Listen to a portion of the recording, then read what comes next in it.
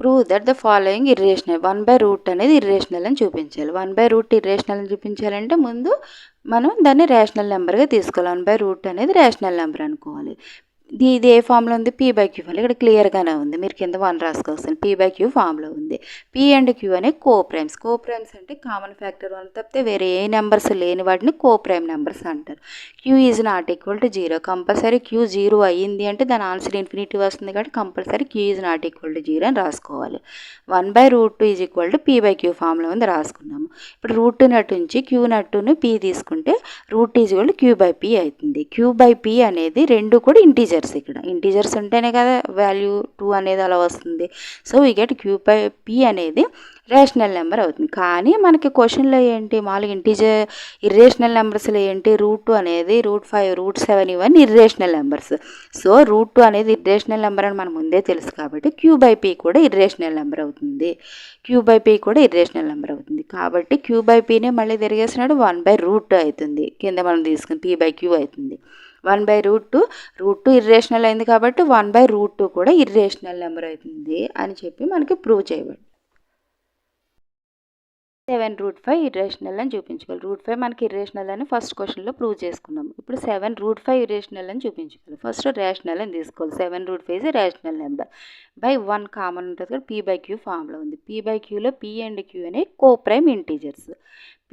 Coprime integers అంటే common factor 1 తప్పితే వేరే ఏ నెంబరు కామన్గా లేకపోవడాన్ని, కామన్ నెంబర్తో డివిజన్ చేయలేకపోవడం కోప్రైమ్ నెంబర్స్ అంటారు. Q is not equal to 0. Q is equal to ఎప్పుడైతే కింద డివిజర్ అనేది 0 ఉంటుంది దాని వాల్యూ ఇన్ఫినిటీ వస్తుంది కాబట్టి Q is not equal to 0 అని కంపల్సరీ తీసుకోవాలి. 7√5 ఈజ్ ఈక్వల్ టు P/Q.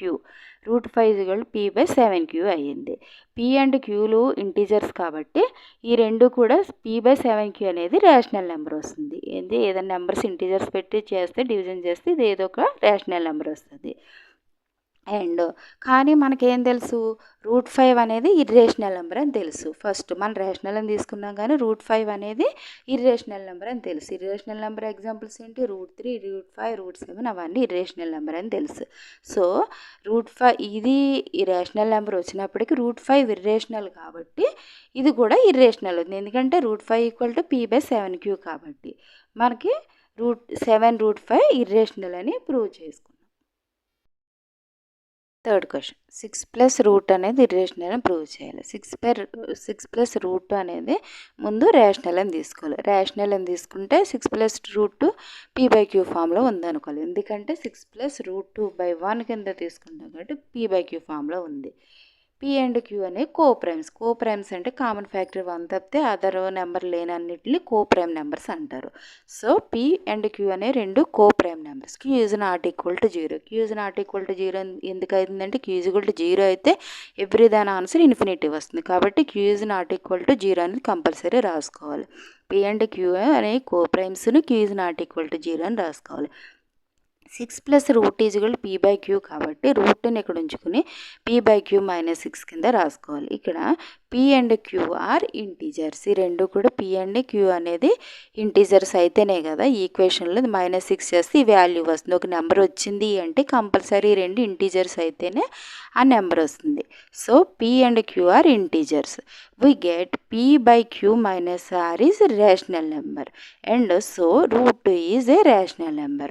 ఇది ఈ ఫార్మేషన్లో చేసినప్పుడు ఇందులోంచి తీసే 6 అనేది ఏదో ఒక రేషనల్ నెంబర్ వస్తుంది. P/Qని మనం Pని 8 అనుకుని దీన్ని 1 అనుకున్నామంటే 8/1 చేస్తే 8 - 6 వస్తే 2 వచ్చింది. అంటే P/Q -6 అనేది మనం ఏదైనా ఇంటీజర్స్ పెట్టుకుని చేస్తే ఇది ఒక రేషనల్ నెంబర్ వస్తుంది కాబట్టి √2 అనేది కూడా రేషనల్ నెంబర్ అవుతుంది. ఇది ఎప్పుడైతే రూట్ ఈక్వల్ టు ఇది వచ్చింది కాబట్టి ఇది రేషనల్ నెంబర్ అయితే ఇది కూడా రేషనల్ నెంబర్ అవుతుందని తీసుకోవాలి. కానీ నార్మల్గా ఇర్రేషనల్ నెంబర్లు అంటే ఏంటి, √2 √5 √7 అని అన్నీ కూడా ఇర్రేషనల్ నెంబర్స్.